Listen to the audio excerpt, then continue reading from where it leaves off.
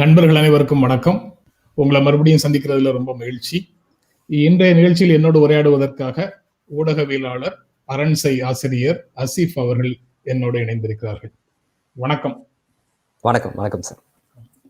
இன்று காலையில நான் பார்த்த சில செய்திகளை உங்களோடு பகிர்ந்து கொள்கிறேன். இன்னைக்கு நாளிதழ்கள்ல பார்த்த செய்திகளை. பெரும்பாலும் இந்த தேர்தல் தொடர்பாக, முதன்மையான கூட்டணிகள் தொடர்பாக இருக்கக்கூடிய செய்திகளாகத்தான் இருக்கு. அது தொடர்பாக உங்களுக்கு கிடைக்கக்கூடிய உணர்வு அல்லது இது நீங்க அதுல அடிப்படையான பிரச்சனையாக பார்க்கக்கூடியதுன்னு நான் கேள்வி கேட்கணும்னு அவசியம் இல்லை. நீங்களே கூட அதை பற்றிய உரையாடலை தொடங்கி வைக்கலாம். நமக்குள்ள எந்த வேறுபாடும் இல்லை அப்படின்னு நினைக்கிறேன். அதிமுக கூட்டணியிலிருந்து விலகியது தேமுதிக அப்படிங்கிறது செய்தி. இது கட்சிகளுக்கு பலத்தின் அடிப்படையிலேயே தொகுதிகளை ஒதுக்கீடு செய்தோம், அதனால அவர்கள் வருத்தப்படுவதில் பலன் இல்லை, அவர்களால கூட்டணிக்கு எந்த விதமான சேதத்தையும் ஏற்படுத்த முடியாது அப்படின்னு அமைச்சர் ஜெயக்குமார் சொல்றாரு. ஆனா தேமுதிக தரப்பிலிருந்து மிக கடுமையான எதிர்வினைகளை அவர்கள் ஆற்றுகிறார்கள். சுதீஷ் பேசுறதும் சரி, விஜய் பிரபாகர் பேசுறதும் சரி, மிக தீவிரமான கருத்துக்களாக இருக்குது. அதிமுக அனைத்து தொகுதிகளிலும் தோல்வி அடையும், டெபாசிட் இழக்கும் அப்படிங்கிற மாதிரி எல்லாம் பேசுறாங்க. நீங்க எப்படி பாக்குறீங்க சீஃப்?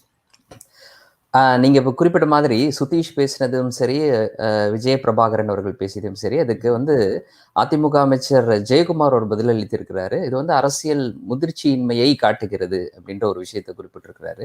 அவங்க எங்களுக்கு இடம் கொடுக்கல அப்படின்ற அவங்களோட ஆதங்கத்தை வெளிப்படுத்துறதை தாண்டி பேச்சுவார்த்தையை நடத்திய ஒரு அமைச்சரை சுட்டிக்காட்டி அந்த குறிப்பிட்ட அமைச்சரால் தான் பிரச்சனையோ அப்படின்ற மாதிரியான ஒரு கருத்தை அவங்க முன்வைக்கிறாங்க. அவங்க KP முனுசாமி அவர்களை மன்னிக்கணும், அதிமுகவுடைய முக்கிய தலைவர் ஒருத்தர் சுட்டிக்காட்டி இப்படி ஒரு கருத்தை முன்வைக்கிறாங்க. அப்போ KP முனுசாமியை பற்றி அவங்க முன்வைக்கக்கூடிய குற்றச்சாட்டுல இருந்து ஒரு விஷயத்தை நம்மளால புரிஞ்சு கொள்ள முடியுது. என்னன்னா, இப்போ அதிமுக கூட்டணிக்குள்ள தேமுதிக, பாமக அப்படின்ற இரண்டு கட்சிகள் இருக்கும் பட்சத்துல, வட மாவட்டங்கள்ல இந்த இரண்டு கட்சிகளுக்கும் செல்வாக்கு இருக்கும் பட்சத்துல, வட மாவட்டங்கள்ல இந்த இரண்டு கட்சிகளும் தங்களுக்கான இடத்தை கேட்பாங்க. அதுல அதிமுக கூட்டணியில ஒரு சிக்கல் ஏற்படுவதற்கான வாய்ப்பு இருக்கு. இது பத்தி நிச்சயமா அவங்க விவாதிச்சிருப்பாங்கன்னு நம்மளால தோணுது. அப்போ KP முனுசாமி தரப்புல இருந்து நீங்க கேட்கிற வட மாவட்டங்களை நீங்க கேட்கிற இந்த குறிப்பிட்ட தொகுதிகளை தர முடியாதுன்னு சொல்லியிருக்கலாம். ஒருவேளை இதெல்லாமே அனுமானம் தான்.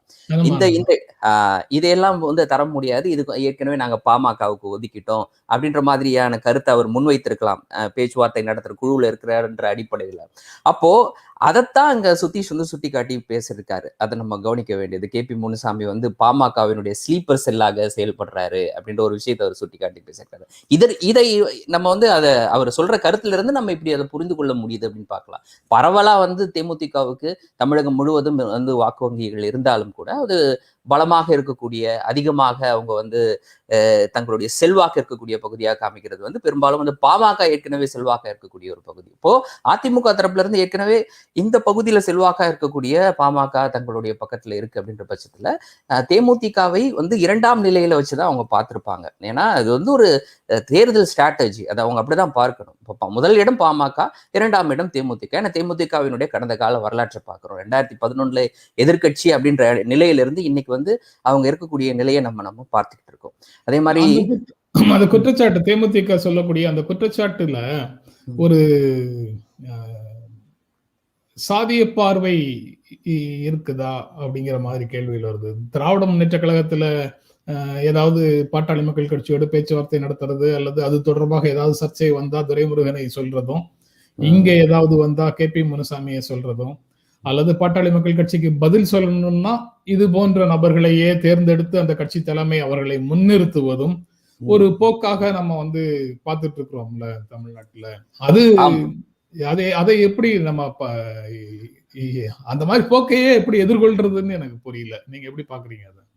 அதான் இப்போ துரைமுருகனை பத்தி அவங்க அந்த குற்றச்சாட்டை முன் வச்சதுக்கு காரணம் 2019 நடந்த அந்த ஒரு இதுவரைக்கும் அரசியல் அப்படி நேரடியாக எல்லா கட்சியுமே வந்து மறைமுகமாக பேச்சுவார்த்தைகள் நடத்துவாங்க. இந்த கட்சிகிட்டையும் பேச்சுவார்த்துவாங்க, அந்த கட்சிகிட்டையும் பேச்சுவார்த்தை நடத்துவாங்க. எதுல பேரம் படுகிறதோ, அவங்க எதிர்பார்க்கிற சீட்டு கிடைக்குதோ, எதிர்பார்க்கிற இடம் கிடைக்கிறதோ, இல்ல அவங்களுடைய ஸ்ட்ராட்டஜி ஒண்ணு இருக்கும். இந்த கட்சியோட சேர்ந்தா வெற்றி பெறலாம் என்ற அடிப்படையில் அவங்க முடிவு செய்வாங்க. இது ஜனநாயக நாட்டில் நடக்கிற ஒரு விஷயம். ஆனால் பேச்சுவார்த்தை காலையில ஒரு கட்சியில நடந்து கொண்டிருக்கக்கூடிய அதே நேரத்தில் இன்னொரு கட்சி கிட்ட பேச்சுவார்த்தை நடத்தின அந்த ஒரு நிகழ்வு அப்படின்றது 2019 நடந்தது நம்ம பார்த்தோம். துரைமுருகனுடைய இல்லத்துக்கு வந்து தேமுதிகவினுடைய பொருளாளர் உட்பட வந்து நேரடியா போய் அவங்க வந்து பேச்சுவார்த்தை நடத்தினது அப்படின்ற அந்த விஷயம். அதற்கு பிறகுதான் அவங்க துரைமுருகன் மேலேயும் இதே மாதிரியான ஒரு குற்றச்சாட்டு முன் வச்சாங்க. சோ அன்னைக்கு அவங்க துரைமுருகன் மேல வைத்த குற்றச்சாட்டுக்கும் இன்னைக்கு கேபி முனுசாமி மேல வைத்திருக்கக்கூடிய குற்றச்சாட்டுக்கும் ஒரு வித்தியாசம் இருக்கிறத என்னால பார்க்க முடியுது. ஆனா காமனா ஒரு விஷயம், அரசியலை இவர்கள் எவ்வாறு அணுகுகிறார்கள், எல்கே சுதீஷாக இருக்கட்டும், தேமுதிக இருக்கக்கூடிய நபர்களா இருக்கட்டும், இதுக்கு வந்து ஒரு நாசூக்காக அணுகுவது, அப்புறம் பொது இடங்கள்ல பேசும் பொழுது இன்னொரு கட்சியை சேர்ந்த தலைவர்களை குறிப்பிட்டு பேசும் பொழுது அவர்களை விமர்சிப்பதாக இருந்தாலும் கூட அதுக்கு வந்து நாகரிகமான வார்த்தைகள் இருக்கிறது. இது வந்து ஒரு பண்பட்ட அரசியல்வாதிகள் பின்பற்றக்கூடிய ஒரு விஷயம். அது அங்க இல்லாமல் போனதை நம்மளால பார்க்க முடியுது. இந்த 2 நிகழ்வுகளையுமே நம்ம பார்க்க முடியுது. அப்போ நீங்க கூடுதலா சொன்ன மாதிரி அந்த சாதி அப்படின்ற ஒரு விஷயம் எங்கிருந்து வருதுன்னா, அவர்கள் எந்த பகுதியில பலமாக இருக்கின்றார்களோ அந்த பகுதியை ஒட்டி பிரச்சனை எழும் பொழுது அவர்கள் இந்த குற்றச்சாட்டை முன்வைக்க வேண்டிய நிலைமைக்கு வராங்க. அவங்க வந்து திராவிட முன்னேற்ற கழகம், அதிமுக போன்ற கட்சிகள்ல கூட பாட்டாளி மக்கள் கட்சிக்கு சாதகமாக செயல்படக்கூடியவர்கள் அல்லது லாபி பண்ணக்கூடியவர்கள் இருக்கிறார்கள்னு இதன் மூலமாக சொல்றதாகத்தான பொருள். ஆமா ஆமா அப்படிதான் இப்படிதான் அவங்க சொல்ல வராங்க. அதனாலதான் எதுல இருந்து அது வருது அப்படின்றத நான் இப்போ முன்வைக்கக்கூடிய ஒரு விஷயம். அதாவது அவர்கள் அந்த வட மாவட்டங்கள்ல கூடுதலான இடங்கள், முக்கியமான இடங்களை கேட்கிறாங்க. அது உங்களுக்கு கூட கிடைக்காது, அது பாமகவுக்கு கொடுத்துட்டோம் அப்படின்னு ஒருத்தர் சொல்லும் பொழுது அங்கிருந்து தான் அந்த சாதி ரீதியான விஷயங்கள் எழுது அப்படின்றது என்னுடைய கருத்து. சரி. அதே சமயம் கட்சிகளின் பலத்தின் அடிப்படையிலேயே தொகுதியை ஒதுக்குகிறோம்னு ஜெயக்குமார் சொல்றாரு, அமைச்சர் ஜெயக்குமார் சொல்றாரு. இவங்க வந்து 2016 சட்டமன்ற தேர்தலை அடிப்படையாக வச்சு அந்த முடிவுக்கு வருவாங்களா, இல்ல 2019 தேர்தலை வச்சு வருவாங்களா, எது கட் ஆஃப் டேட், எதுல இருந்து அந்த ஏற்றம் அல்லது இறக்கத்தை கருத்தில் கொள்வார்கள் அப்படிங்கிற கேள்வி எல்லாம் தேமுதிகக்கு வராதா? இல்ல அதுதான் இப்ப என்னன்னா, அல்லது ஏற்கனவே இடங்கள் கொடுத்திருக்கீங்கல்ல அந்த தொகுதி, அந்த கூட்டணியில அவங்களுக்கு எல்லாம் வந்து கடந்த கால எலெக்ஷன் ரெக்கார்டை வச்சுதான் கொடுத்திருக்காங்களா? இல்ல கண்டிப்பா ஒரு தேர்தல்ல அவங்களுடைய கடந்த காலம், அவர்களுடைய வாக்கு வங்கி இதெல்லாம் கருத்துல கொண்டுதான் வந்து ஒரு கட்சி வந்து அவங்களுக்கான இடத்தை ஒதுக்கும். 2011 இவங்க எதிர்கட்சியில அமர்ந்தாலும் கூட 2012 இருந்தே அவங்களுடைய டவுன்ஃபால் அப்படின்றது தொடங்கிடுச்சு. ஏன்னா அவங்களுடைய ஒவ்வொரு எம்எல்ஏக்களும் தொடர்ந்து அதிமுகவில் இணைறதை நம்ம பார்த்துக்கிட்டே இருந்தோம். கடைசி வரைக்கும் அந்த நிகழ்வு நடந்துகிட்டே இருந்தது அந்த 5 வருடத்துல. அப்புறமா வந்து ஒரு எஃபெக்டிவான எதிர்கட்சியாக செயல்பட்டாங்களா அப்படின்னு பார்க்கும் பொழுது அந்த சட்டமன்றத்தில் நடந்த அந்த நிகழ்வை பார்த்தோம். அந்த நிகழ்வுல வந்து விஜயகாந்த் அவர்கள் மீது ஒரு குற்றச்சாட்டு வைக்கப்பட்டது. அவர் வந்து அந்த அவை நாகரீகத்தை மீறி செயல்பட்டார் அப்படின்னு அதிமுக தரப்புல அப்போது ஜெயலலிதா அவர்களே முன்வைத்த அந்த குற்றச்சாட்டு. அதற்கு பிறகு அவங்க டவுன்ஃபால் தொடங்கிடுச்சுன்னு நினைக்கிறேன். தங்களுடைய எம்எல்ஏக்களை வந்து தங்களுடைய கட்டுப்பாட்டில் வைக்க முடியாம, ஒரு எஃபெக்டிவான எதிர்கட்சியாக செயல்பட முடியாமல் 2016 திமுக கூட்டணி ஆல்மோஸ்ட் கன்ஃபார்ம் ஆன டைம்ல அதுல இருந்து வெளியில வந்து இப்ப மக்கள் நல கூட்டணியில இணைந்தது. 2019 கொடுத்த இடங்கள்ல வெற்றி பெற முடியாமல் போனது. கடைசி வரைக்கும் எங்களுக்கு வந்து ஒரு மாநிலங்களவை உறுப்பினர் வேணும் அப்படின்ற அவர்களுடைய கனவு. நான் இறுதியா சொல்லணும்னு நினைக்கிற ஒரு விஷயம், கடைசி வரைக்கும் எல்கே சுதீஷால மாநிலங்களவை உறுப்பினராக முடியாமலே போயிடுச்சு. இனிமேல் முடியுமா அப்படின்றது இங்க வந்து ஒரு கேள்விக்குறி. இப்ப ரொம்ப கவனிக்க வேண்டிய ஒரு விஷயம், பாஜக இப்போ ரொம்ப ரொம்ப முக்கியமான ஒரு விஷயம், தேமுதிக அதிமுக கூட்டணியில தொடரணும்னு பாஜக விரும்பி இருந்துச்சுன்னா இந்த விஷயம் நடந்திருக்காது அப்படின்றதா என்னுடைய தனிப்பட்ட கருத்து. இல்ல இந்த முடிவுக்கு தேமுதிக வர்றதுக்கு முந்தின நாளே வந்து கன்னியாகுமரிக்கு வந்த உள்துறை அமைச்சர் அதிமுக, பாரதிய ஜனதா கட்சி, பாட்டாளி மக்கள் கட்சி அரசாங்கம் தேர்தலுக்கு பிறகு தமிழ்நாட்டில் உருவாகும்னு தான் சொன்னாரு. தேமுதிகவை அவர் ரெஃபர் பண்ணல. அப்போ ஆல்ரெடி அவங்க வந்து டிசைடட் அப்படிங்கிற மாதிரி தான் தெரியுது. ஆமா, முடிவு பண்ணிட்டாங்க. ஏன்னா அவங்க ஒரு கட்சியினுடைய பலத்தின் அடிப்படையில வாக்குகள் கொஞ்சம் கூட சிதறிடக்கூடாது. நம்ம ஏற்கனவே கூட ஒரு விவாதத்துல இதை பத்தி பேசணும். ஒரு சீட்ல கூட நம்ம வந்து இழந்துடக்கூடாது. க்ளோஸா இந்த வெற்றி வரும் பொழுது, அதாவது எதிர்கட்சிக்கு க்ளோஸா வெற்றி வரும் பொழுது அவங்களுக்கு சில டாக்டிக்ஸ் எல்லாம் இருக்கு, அதன் மூலமாக ஆட்சியை கைப்பற்றுவதற்கு. அந்த வகையில சிதறக்கூடாதுன்னு பாக்குறாங்க. அப்ப தேமுதிகவை பாஜக எப்படி பார்த்திருக்கு அப்படின்றத இங்க கவனிக்க வேண்டிய விஷயம். தேமுதிக வருவதால் பெரிய பலம் இல்லை. நீங்க பேசும்போது குறிப்பிட்டீங்க, வரிசையாக தேமுதிக எம்எல்ஏக்கள் அதிமுகல சேர்ந்தாங்கன்னு. சேர்ந்தது கடைசியில தான் சேர்ந்தாங்க. ஆனா தொகுதி பிரச்சனைக்காக முதலமைச்சரை சந்தித்துக் கொண்டே இருந்தார்கள் ஒரு 7, 8 பேர் வரிசையாக. ஆமா, ஆமா. அப்படிங்கிறத தான் சொல்றீங்கன்னு நினைக்கிறேன். இப்பவும் வந்து வானதி சீனிவாசன் பாரதிய ஜனதா கட்சி, பொன் ராதாகிருஷ்ணன் பாரதிய ஜனதா கட்சி, அவங்க எல்லாம் வந்து மறுபரிசீலனை செய்யணும் விஜயகாந்த் அப்படிங்கிற கோரிக்கையை முன்வைக்கிறாங்க. தேமுதிக அந்த உடன்பாட்டை மறுபரிசீலனை செய்யணும், உடன்பாட்டு முறிவை அப்படின்னு சொல்றாங்க. ஆனா எல் முருகன் அவங்க போறதுனால ஒன்றும் இழப்பில்லை அப்படின்னு சொல்றதாக செய்திகள்ல வருது. அந்த அதுல இடைவெளி இருக்குதா? இல்ல அதான் பாஜகவுடைய ஒருமித்த கருத்தாக நீங்களே குறிப்பிட்டது போல அமித்ஷா தெரிவித்த அந்த கருத்து தான் பாஜகவினுடைய இறுதி கருத்து. அதைத்தான் வந்து எல்முருகன் இங்க வந்து பிரதிபலிக்கிறாரு. மற்றவர்கள் வந்து அரசியல் நாகரிகம் கருதி கேட்கக்கூடிய கேள்விக்கு பதிலளிக்கக்கூடிய வகையில அவங்க மறுபரிசீலனை செஞ்சா நல்லா இருக்கும் அப்படின்னு சொல்ற ஒரு வார்த்தை தான். அதாவது இவ்வளவு நாள் கூட இருந்தவங்களை நம்ம உடனே வெளியில போயிட்டாங்கிறதுக்காக உடனடியாக கடுமையாக திட்டிடக்கூடாது, பேசிடக்கூடாது அப்படிங்கிற ஒரு எச்சரிக்கை உணர்வோடு அதை சொல்றாங்கன்னு பார்க்கலாம். அப்படி வெளியில வந்திருக்கிற அதிமுக கூட்டணியை விட்டு வெளியில வந்திருக்கிற தேமுதிகவோட கூட்டணி பேச்சுவார்த்தை நடத்துகிறோம் அப்படின்னு கமலஹாசன் சொல்லியிருக்கிறாரு. அதை எப்படி பாக்குறீங்க? அவங்க வந்து எந்தெந்த கூட்டணியிலிருந்து யார் யார் வெளியில் வருவார்கள் என்று காத்திருப்பது போலவே தெரிகிறது. எப்படி பாக்குறீங்க? அதான் இப்போ 2016ல அந்த மக்கள் நல கூட்டணி எவ்வாறு வந்து யாரெல்லாம் வெளியில வராங்களோ அவங்களையெல்லாம் வந்து இழுக்கக்கூடிய ஒரு இடமாக மாறி இருந்ததோ அதே மாதிரி இன்னைக்கு வந்து மக்கள் நீதி மையம் மாறி இருக்கு. ஆனா மக்கள் நல கூட்டணியினுடைய அந்த கொள்கையோடு மக்கள் நீதி மையத்தை நம்ம வந்து ஒருங்கிணைச்சு பார்க்க முடியாது, ஒரே தட்டுல வச்சு பார்க்க முடியாது. அதனுடைய கொள்கை, அதுல சேர்ந்த கட்சிகள், அதுல கடைசியாக வந்து சேர்ந்த கட்சிகளை பத்தி நான் பேசல, அதை உருவாக்கிய அந்த கட்சிகளை பத்தி பேசுறேன். இடதுசாரிகள், விடுதலை சிறுத்தைகள், அந்த கட்சிகள் இணைந்து அதை உருவாக்குன அந்த கூட்டணி, அதற்கு ஒரு கொள்கை இருந்தது. கொள்கை சார்ந்தே அவர்கள் வந்து செயல்பட்டாங்க. அதுக்கு முன்னாடியும் கூட தேர்தலுக்கு முன்னாடியே அந்த கூட்டணியில கூட்டணியில் இடம்பெற்ற கட்சிகள் செயல்பட்டாங்க. ஸோ இப்போ இன்னைக்கு மக்கள் நீதி மையம் அப்படின்றது வெறுமனே இப்படி வெளியில் வரக்கூடிய கட்சிகளை அகாமடேட் பண்றதுக்கான ஒரு இடம், அவ்வளவுதான். மற்றபடி அவர்கள் தரப்புல வந்து ஒரு கருத்தியலை முன்வைத்து நாங்க வந்து ஒரு 3வது அணி, பலமான அணி, எங்களுக்கு வந்து இந்த 2 திராவிட கட்சிகளை தாண்டி எங்களுக்கு ஒரு கொள்கை இருக்கு, இந்த கொள்கையை முன்வைத்து நாங்க களம் காண்றோம், இல்லைன்னா மாநில உரிமையை பத்தி பேசுறது, இல்லாட்டா இங்க சிறு கட்சிகளினுடைய முக்கியத்துவம் பற்றி பேசுறது, இல்லைன்னா தமிழகத்தினுடைய வாழ்வாதார பிரச்சனையை பத்தி பேசுறது, இதன் அடிப்படையில் இல்லைன்னா தனியார் மையத்தை எதிர்த்து பேசுறது, இது மாதிரி எந்த கொள்கையும் இல்லாமல் எந்த விஷயத்தையும் முன்வைக்காம இன்னைக்கு வந்து அவங்க களம் காணக்கூடிய அதான் ஜனநாயகத்துல அவங்களுக்கு வழங்கப்பட்டிருக்கக்கூடிய ஒரு ஸ்பேஸ், அதை அவங்க பயன்படுத்துறாங்க, அவ்வளவுதான். ரொம்ப சிம்பிள். அதுல தேமுதிக தொடர்பாக நாகரிகமாக பேசுவது அப்படின்னு ஒரு வார்த்தையை நீங்க பேசும்போது கொஞ்ச நேரத்துக்கு முன்னால குறிப்பிட்டீங்க. இது மக்கள் நீதி மையம் நிறுவனர் கமலஹாசனும் கூட கொஞ்சம் நாகரிகம் தவறிவிட்டார் அப்படிங்கிறது மாதிரி இந்த செய்தியில பார்க்க முடியுது. திமுக தலைவர் ஸ்டாலின் மீதான கடும் விமர்சனத்துக்கு என்ன காரணம் அப்படின்னு செய்தியாளர்கள் கேட்கறதுக்கு அவர் வந்து மிக கடுமையாக பதில் சொல்றாரு. மக்களுக்கு எதிரி, எனக்கு எதிரின்னு நான் முடிவு பண்ணிட்டேன்னா அப்புறம் யாரா இருந்தான்னு, அவர் என்ன இவர் என்ன யாருன்னு பார்க்காம அப்படின்னு ஒரு சொல்லை பயன்படுத்துறாரு. அது சினிமா வசனம் மாதிரி இருக்கு. வில்லன்களுக்கு எதிராக ஹீரோ சொல்ற வசனம் மாதிரி கடுமையான வார்த்தைகளை பயன்படுத்துறாரு. இதெல்லாம் ஒரு பிரச்சார தளத்துல இதை விட கடுமையான சொற்களை மற்றவங்களும் பயன்படுத்துறாங்கன்னு ஆறுதல் பட முடியுமான்னு எனக்கு தெரியல.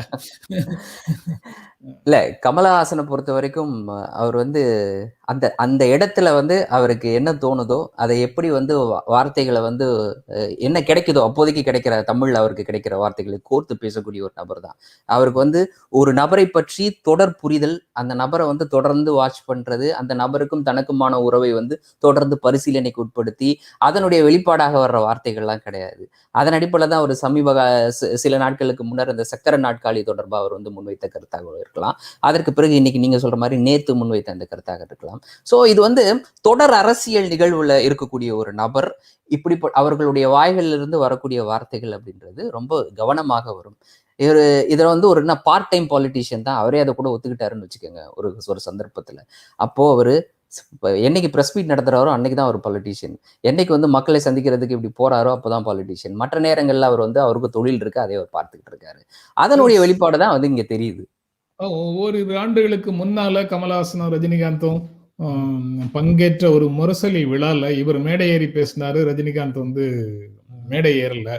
அப்போ அந்த மேடையில பேசியதெல்லாம் என்ன அப்படிங்கிற கேள்வி வருது இல்ல. அதே மாதிரிதான் அவரு இப்ப கட்சி தொடங்கின உடனே வந்து போய் சந்தித்த தலைவர்கள்ல இவர்கள் அவர் வந்து திமுகவினுடைய முக்கியமான தலைவர்களை சந்திச்சும் பேசினார். அது ரொம்ப முக்கியம்.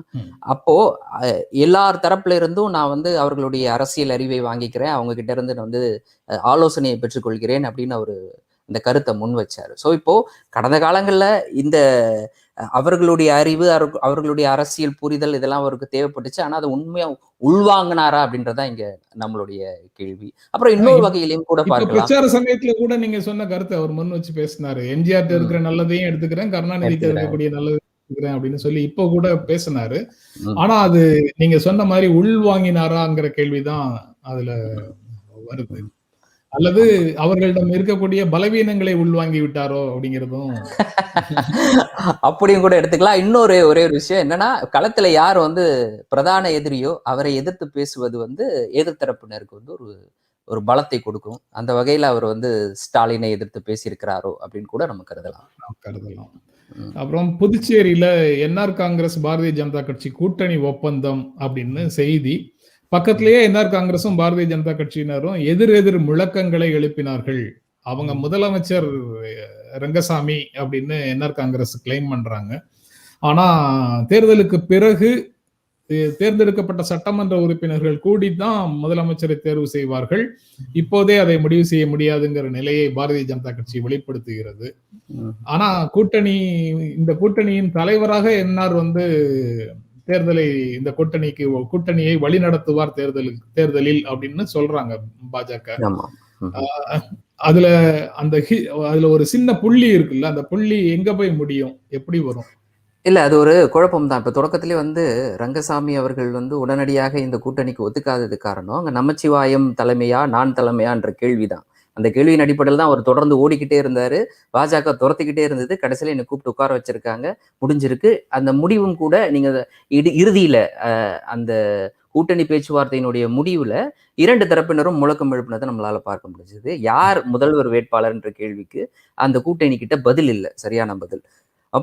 அப்போதான் வந்து இங்க ரங்கசாமி அவருடைய ஆதரவாளர்கள் இவர் தான் வந்து முதலமைச்சர்ன்ற மாதிரியான முழக்கத்தை முன் வச்சிருக்கிறாங்க. அப்போ இது வந்து ஒரு இயல்பாக ஏற்பட்ட கூட்டணி இல்லை அப்படின்றத நம்மளால புரிஞ்சுக்கொள்ள முடியுது.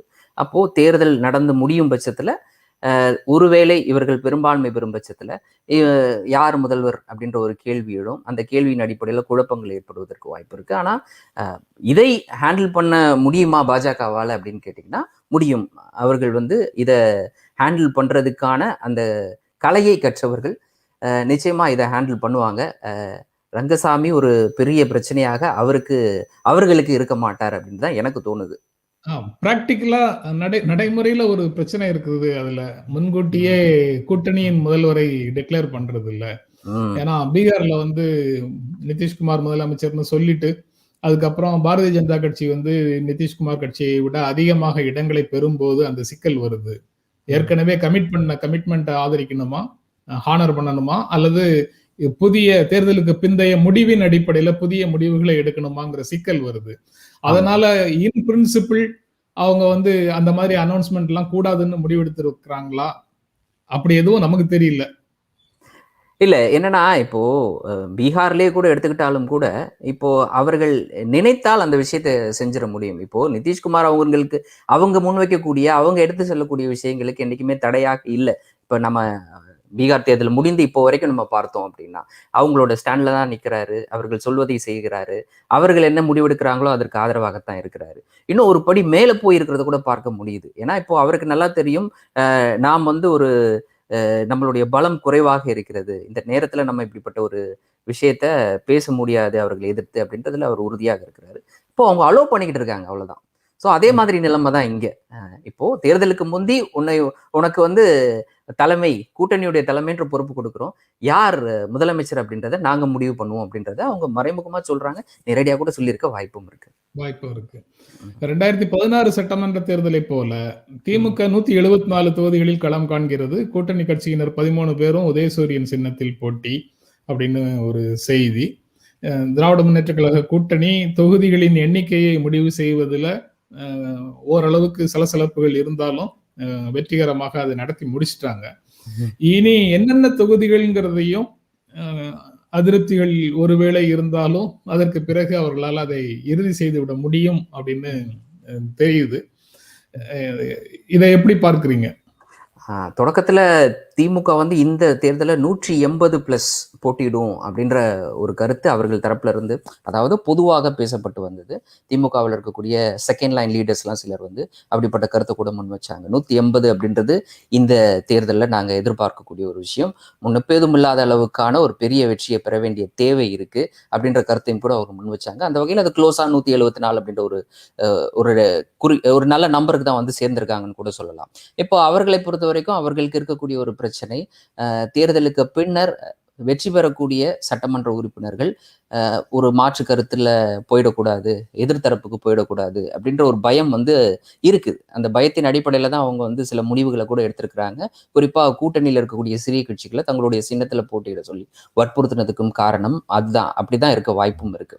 இப்போ மதிமுக வந்து 6 தொகுதிகள்லையும் வந்து இன்னைக்கு வந்து உதயசூரியன் சின்னத்துல போட்டிடுறாங்க அப்படின்னா இதன் அடிப்படையில எடுத்த ஒரு விஷயம் தான். அதே மாதிரி மற்ற கட்சிகளையும் போட்டியிட சொன்னது அப்படின்ற விஷயம் தான்.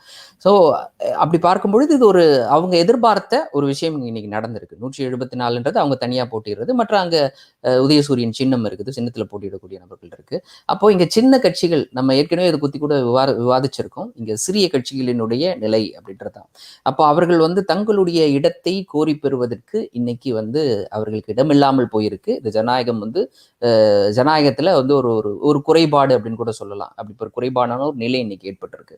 அவர்கள் தான் எதுக்கெடுத்தாலும் வந்து முன்னின்று பெரிய கட்சிகளை வழிநடத்தக்கூடிய ஒரு நபர்கள். உதாரணத்துக்கு எந்த சமூகத்துல எந்த பிரச்சனை ஏற்பட்டாலும் சரி, முதல் குரல் அவர்களுடைய குரலாகத்தான் இருக்கும். அதுக்கு பிறகு இந்த பெரிய கட்சிகள் நின்று நிதானிச்சு இதுக்கு நம்ம குரல் கொடுக்கலாமா, இது குரல் கொடுப்பதன் மூலமா ஏதாவது குறிப்பிட்ட சமூகத்தை வந்து நம்ம வந்து இழந்துருவோமா, அவர்களுடைய வாக்கு வங்கியை இழந்துருவோமா, இந்த மாதிரி பல விஷயங்களை யோசிச்சுதான் அவங்கலாம் குரல் கொடுப்பாங்க. பின்ன அப்படிப்பட்ட ஒரு நிலையில இருக்கக்கூடிய சிறிய கட்சிகள் இன்னைக்கு வீக்கா இருக்கிறது அப்படின்றது ஒரு வருத்தமான விஷயமா தான் இதுல பார்க்க வேண்டியது இருக்கு. நீ ஒரு ஓவரால் லட்சியம் ஒன்றுக்காக நடைமுறையில அவங்க வந்து தங்களுடைய வலிமையை இழக்க வேண்டியது வருது அப்படிங்கிறது நீங்க சொல்றதுல இருந்து புரிஞ்சுக்கிறேன். ஆனா இந்த சின்ன சின்ன இன்னும் நீங்க சொல்ற சின்ன கட்சிகளை தாண்டி இன்னும் ஒரே ஒருவர் போட்டியிடுவதற்காக வந்து நிற்கிறவங்க எல்லாரும் அவர்களுடைய சின்னம் எதுவும் இல்லாம உதயசூரியன் அல்லது இரட்டை இல்லை அப்படிங்கிற சின்னத்துலதான் போட்டியிட வேண்டியதாக இருக்கு. அப்படியே வந்து நிறைய பேர் வர்றாங்க அங்க. ஆமா ஆமா. அதுல நேற்று ஃபைனலைஸ் ஆனது வந்து கொங்கு நாடு மக்கள் தேசிய கட்சிக்கு 3 இடங்கள், 3 இடம் கொடுத்திருக்காங்க. அப்புறம் கருணாஸ் வந்து தான் கொடுத்த ஆதரவை திரும்ப பெற்றிருக்கிறார் அப்படிங்கிறதும் இன்று செய்தியாக இருக்குது. தமீமுன் அன்சாரி இன்று முடிவு செய்வதாக, திமுகவுக்கு ஆதரவுன்னு சொன்னதை வாபஸ் வாங்குறோமா இல்லையாங்கிறத இன்று முடிவு செய்வதாகவும். இல்ல, அவங்க 2 பேரும் எதிர்பார்த்தது இதே மாதிரிதான். தங்களையும் அழைத்து ஆளுக்கு ஒரு இடம் கொடுத்து உதயசூரியன் சின்னத்துல போட்டியிட அழைப்பு வரும் அப்படின்னு எதிர்பார்த்து, அது நடக்காத பட்சத்துலதான் அவர்களுடைய ஆதங்கம் அப்படின்றது அப்படி வெளிப்பட்டிருக்கு. கருணாசுடைய ஆதங்கம் நேற்று வெளிப்பட்டுருச்சு. இன்னைக்கு தமீமுன் அன்சாரி என்ன முடிவு எடுப்பார்ன்றதை பார்க்க வேண்டியது இருக்கு. அது தாண்டி அதான் இப்போ அங்க வந்து ஒரு பரவலாக எல்லாருக்கும் நீங்க சொன்ன மாதிரி சிறிய கட்சிகளாக இருந்தாலும் சரி, அவருக்கு ஒரு இடம் ஒதுக்கப்பட்டு அவர்களுக்கு, அதாவது எல்லா தரப்பினரையும் உள்ளடக்கிய ஒரு கூட்டணியாக அது அமையணும் அப்படின்றதுல திமுக உறுதியாக இருந்திருக்கு. அந்த ஒரு கூட்டணி ஒரு பேக்டா இருக்கிறத நம்மளால பார்க்க முடியும். ஃபுல்லி பேக்டு அப்படின்னு சொல்லலாமா? அப்ப அங்க வந்து தேமுதிகவை அந்த பக்கத்துல கொண்டு வருவதற்கு எந்த முயற்சியும் அவங்க எடுக்க மாட்டாங்க, அவங்க முடிச்சிட்டாங்கன்னு சொல்லலாமா? இல்ல, வாய்ப்பு இல்லை அப்படின்றதா என்னுடைய கருத்து. இது என்னுடைய தனிப்பட்ட கருத்து. இனிமேல் தேமுதிகவை கொண்டு வந்து கூடுதலாக எந்த பலத்தையும் அவர்கள் சேர்க்க வேண்டிய தேவையில்லை இல்லை அப்படின்னு நான் கருதுறேன். திமுகவை பொறுத்த வரைக்கும் ஆல்ரெடி அவங்க எல்லாமே முடிந்தது, டன் அண்ட் டஸ்டட். அப்புறம் அரசியல் சாசன அமைப்புகளை ஆதாயத்துக்காக சீர்குலைக்க சிலர் முயற்சி அப்படின்னு பிரதமர் மோடி குற்றம் சாட்டுகிறார்னு ஒரு செய்தி. அவங்க வந்து அரசியல் சாசனத்தின் வாயிலாக நிறுவப்பட்ட அமைப்புகளின் நம்பகத்தன்மையை சிதைப்பதற்கு, சீர்குலைப்பதற்கு சிலர் முயன்று வருகிறார் அப்படின்னு அவர் குற்றம் சாட்டுகிறார். எப்படி பார்க்கிறீங்க அந்த ஸ்டேட்மெண்ட்டை? இல்ல, இப்போ பிரதமர் மோடி அவர்கள் சொல்லக்கூடிய அந்த சிலர் யார் அப்படின்றதான் கேள்வி. இந்த சிலர் யார் அப்படின்றத ஒரு பெரிய பட்டியலே இருக்குது. இந்த பட்டியலிருந்து யாரை அவர் குறிப்பிடுறாரு அப்படின்றத அவர் தான் சொல்லணும். ஒன்று, சமீபத்துல வந்து உத்தரப்பிரதேசத்தினுடைய முதலமைச்சர் யோகி ஆதித்யநாத் வெளிப்படையாக ஒரு விஷயத்த சொல்றாரு. இந்தியாவோட கான்ஸ்டிடியூஷன்ல இருக்கக்கூடிய இந்த பிரியாம்பிள்ல இருக்கக்கூடிய செக்யூலரிசம் அப்படின்ற ஒரு விஷயமே இந்தியாவினுடைய பாரம்பரியத்திற்கு எதிரானது அப்படின்னு அவர் வந்து கான்ஸ்டிடியூஷனை சுட்டிக்காட்டி பேசல. பட் செக்யூலரிசம் அப்படின்றது மதச்சார்பின்மை என்பது இந்தியாவினுடைய பாரம்பரியத்திற்கு எதிரானதுன்ற ஒரு கருத்தை முன்வைக்கிறாரு. இது வந்து இந்தியாவுடைய அரசியல் சாசனத்தினுடைய அடிப்படையாக இருக்கக்கூடிய விஷயத்துக்கு எதிரானது. அப்ப யோகி ஆதித்யநாத்தை பத்தி அவர் பேசியிருக்கிறாரா அப்படின்றது ரொம்ப முக்கியமான கேள்வி. கான்ஸ்டிடியூஷன்ல எல்லை வரையறுக்கப்பட்டிருக்கு அப்படின்ற பட்சத்துல RSS தலைவர் மோகன் பகவத் மறுபடியும் கடந்த ஒரு 6 மாதத்துல 2-3 தடவை வந்து அகண்ட பாரதத்தை பத்தியான ஒரு கருத்தை முன் வச்சிருக்கிறாரு. அப்போ அது வந்து ஒரு அயல் நாட்டு அண்டை நாடுகளுக்கும் இந்தியாவுக்கும் இருக்கக்கூடிய உறவை சீர்குலைக்கக்கூடிய ஒரு விஷயம். அதையும் சேர்த்து நம்ம இங்க பார்க்க வேண்டியது இருக்கு. பேச்சுரிமையில இருக்கக்கூடிய ரீசனபிள் ரெஸ்ட்ரிக்ஷன்ஸ்ல அதுவும் ஒன்று. ஆமா, 1992 அது. அப்போ இன்னொரு திரிபுராவுடைய முதலமைச்சர் என்ன சொல்றாரு அப்படின்னா, நாங்க வந்து நேபாளையும் ஸ்ரீலங்காலையும் வந்து பாஜக ஆட்சி அமைக்கும், அதுக்காக அமித்ஷா வேலை செஞ்சுட்டு இருக்காரு அப்படின்னு ஒரு கருத்தை அவர் முன்வைக்கிறாரு. ஸோ கான்ஸ்டிடியூஷனுக்கு எதிராக பாஜகவினர் தொடர்ந்து பேசி வர்றதை நம்மளால பார்க்க முடியுது. குறிப்பா சொல்ல போனா மதச்சார்பின்மை அப்படின்ற அந்த ஒரு குறிப்பிட்ட கருத்துக்கு எதிராக பாஜகவினுடைய முக்கியமான தலைவர்கள் தொடர்ந்து பேசிட்டு வர்றதை நம்மளால பார்க்க முடியுது. அப்புறம் கான்ஸ்டிடியூஷன்ல கொடுக்கப்பட்ட சில உரிமைகளுக்கு எதிராக, பேச்சுரிமைக்கு எதிராக இன்னைக்கு பத்திரிகையாளர்களுக்கு எதிராக UAPAல வந்து தொடர்ந்து வழக்கு தொடரப்பட்டு வருது. அப்புறம் ஆக்டிவிஸ்டுகள் கைது செய்யப்படுறார்கள். எதற்குன்னா அவர்கள் வந்து தங்களுடைய கருத்தை பொதுவெளியில வெளியிட்டதற்கு. இன்னொரு ரொம்ப மோசமான ஒரு விஷயம் என்ன நடந்திருக்குன்னா, ஆளும் அரசுக்கு எதிராக கருத்தை முன்வைக்கக்கூடிய நபர்களை எப்படி ஒடுக்குவது அப்படின்றத அரசுக்கு ஒரு ஆலோசனையா வழங்குறதுக்கே ஒரு அமைச்சர் குழு அமைக்கப்பட்டிருக்கு அப்படின்றது செய்தித்தாள்கள் வெளியான செய்திகள் மூலம் நம்மளுக்கு தெரிய வருது. இப்படி ஒரு அரசு செயல்பட முடியுமா? அப்போ அந்த அரசு கான்ஸ்டிடியூஷன்ல வழங்கப்பட்ட உரிமையை எப்படி நசுக்குவது அப்படின்னு முடிவெடுப்பதற்கு தன்னுடைய அமைச்சர்களே பயன்படுத்தி இருக்கு. அப்ப அப்படிதான் நம்ம அதை பார்க்க வேண்டியது இருக்கு. அப்ப அவங்க முன்வைத்த கருத்துக்கள்லாம் இருக்குல்ல, அது ரொம்ப மோசமாக இருக்கதை நம்மளால பார்க்க முடியுது. குறிப்பா யார் எதிர்கருத்து முன்வைக்கிறாங்களோ அவர்கள் மீது நேரடியாக நடவடிக்கை எடுங்க. யார் அரசுக்கு ஆதரவாக செயல்படுறாங்களோ, எந்த பத்திரிகையாளர் அரசுக்கு ஆதரவாக செயல்படுறாரோ அவரை தொடர்ந்து ஊக்கப்படுத்துங்க, அவரை எழுதுறதுக்கு ஊக்கப்படுத்துங்க அப்படின்ற ஒரு கருத்து முன்வைக்கப்பட்டிருக்கு. இப்படி அப்புறம் யார் வந்து தவறாக தொடர்ந்து எழுதிக்கிட்டு இருக்காங்களோ அவங்களுடைய சொல்லுல, அவங்களுடைய வார்த்தையில அது தவறு. ஆனா உண்மையிலே வந்து யார் அரசினுடைய தவறுகளை சுட்டி காட்டுகிறார்களோ அவர்களை வாட்ச் பண்ணணும், அவங்களை கண்காணிக்கணும், அவர்கள் வந்து அப்படி எழுதுவதை மட்டுப்படுத்துவதற்கான நடவடிக்கை எடுக்கணும் அப்படின்றது. இந்த மட்டுப்படுத்துவதற்கான நடவடிக்கைனா என்ன அவங்க சொல்ல வராங்கன்னு புரியல. வேற ஒண்ணும் இல்ல, UAPA போடுறது வேற ஒண்ணும் இல்ல. அப்போ தொடர்ந்து கான்ஸ்டிடியூஷனுக்கு எதிராக இந்த அரசு அமைப்பே செயல்பட்டுக்கிட்டு இருக்கு. அப்போ அவர் இங்க யார கான்ஸ்டிடியூஷனுக்கு எதிராக பேசினாங்க, எது வந்து சீர்குலைக்க நினைக்குது அப்படின்னு அவர் சொல்றாரு அப்படின்றத அவர் தான் விளக்கணும். ஏன்னா அவர் வந்து நாடாளுமன்றம், நீதித்துறையோட சேர்ந்த எல்லா விஷயங்களையும் நம்பகத்தன்மையை சீர்குலைக்கிறதுக்கு, அரசியல் ஆதாயம் தேடுறதுக்கு சிலர் முயன்று வருகிறார்கள் அப்படின்னு சொல்றாரு. ராணுவத்தை அவமதிக்கும் வகையிலும் அவர்கள் நடந்து வருகிறார்கள். இது போன்ற நடவடிக்கைகள் நாட்டின் வளர்ச்சிக்கு பாதிப்பை ஏற்படுத்துகின்றன சொல்றாரு. அப்போ அவர் வந்து மறைமுகமா அர்னாப் கோசாமியை குறிப்பிட்டு பேசுறாரோ அப்படின்னு தோணுது. ராணுவத்தை யாரால் இந்த அளவுக்கு அவமதிக்க முடியும், அப்படி அவமதித்து விட்டு யாரால் இப்படி சுதந்திரமாக நடமாட முடியும் அப்படின்றத நீங்க, நான் இப்ப சொன்னல அந்த அமைச்சர்கள் குழுவினுடைய ஆலோசனை அதோட ஒப்பிட்டு பார்க்கணும். அமைச்சர்கள் குழு என்ன சொல்லுது, யார் அரசுக்கு ஆதரவா செயல்படுறாங்களோ அவங்கள பாதுகாத்து வை, அவ எவ்வளவு பெரிய தவறு செய்தாலும் பிரச்சனை இல்லை அப்படின்றதான் அதனுடைய ஆலோசனை. அந்த ஆலோசனையை எனக்கு அரசு பின்பற்றுது. ராணுவத்தை இதை விட ஒரு டேஞ்சரான பொசிஷன்ல கொண்டு போய் யாராலையும் விட முடியாது. 3 நாளைக்கு பிறகு ஒரு மிக முக்கியமான நடவடிக்கை எடுக்கப்பட இருக்கு. இந்தியாவினுடைய விமானப்படை எல்லை தாண்டி சென்று எதிரி நாட்டினுடைய, இவர்கள் எதிரியாக கருதக்கூடிய ஒரு நாட்டின் மீது குண்டு போட போகுது. அதை முன்கூட்டியே 3 நாளைக்கு முன்னாடி ஒருத்தர் தெரிஞ்சு வச்சிருக்காரு. அதை அவர் தெரிந்து வைத்ததை விட இன்னொருத்தருக்கு பகிர்கிறார். எதன் மூலமாக பகிர்றார்? சமூக வலைதளத்தின் மூலமாக பகிர்கிறார்.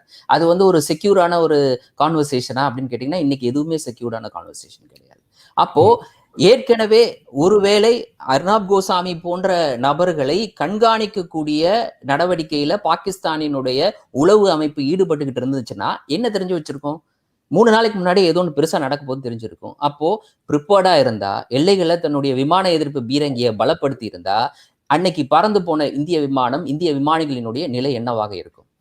இப்படிதான் நம்ம இதை யோசிக்கணும். அப்ப அப்படிப்பட்ட நபர் மீது என்ன நடவடிக்கை எடுக்கப்பட்டது? ம். அதுதான் அரசியல் சாசன அமைப்புகளை ஆதாயத்துக்காக சீர்குலைக்க சிலர் முயற்சி அப்படின்னு சொல்றதுக்கு முன்னாடி அந்த சிலருங்கிற ஒரே ஒரு சொல் அவங்க யாருங்கிறத வெளிப்படுத்துறதுக்கான முயற்சியையும் அரசு எடுக்கணும். நீங்க சொன்ன அவ்வளவு விஷயங்களும் அதுல முக்கியமான இடத்தை பெறுகின்றன அப்படின்னும் நல்லா தெரியுது. ரொம்ப ரொம்ப நன்றி ஆசிஃப். இந்த நிகழ்ச்சியில கலந்து கொண்டு உங்களுடைய கருத்துக்களை பகிர்ந்து கொண்டதற்கு எங்கள் நெஞ்சார்ந்த நன்றி. வாய்ப்புக்கு நன்றி சார். நன்றி. மீண்டும் சந்திப்போம். நன்றி, வணக்கம்.